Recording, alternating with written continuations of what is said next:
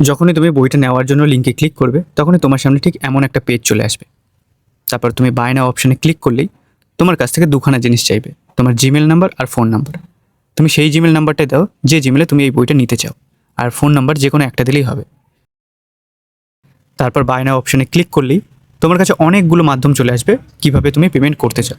তারপর তোমার সুবিধা অনুযায়ী যে কোনো একটা সিলেক্ট করো, আর তারপর পে করলেই পারচেস সাকসেসফুল দেখাবে। তারপর চলে আসো তুমি তোমার জিমেলে, সেখানে তুমি একটা পিডিএফ পাবে। এই পিডিএফটা হচ্ছে তোমার বিল। তারপর অ্যাক্সেস ইওর পারচেসে ক্লিক করলেই তুমি সেই প্রথম ওয়েবসাইটটাতে চলে আসবে যেখানে তুমি আগে ছিলে। তারপর সেখানে একটা অপশান আছে ডাউনলোড, সেটা সিলেক্ট করো। তারপর বইটা তোমার সামনে ওপেন হবে, তারপর 3 ডটে ক্লিক করে ডাউনলোড করো।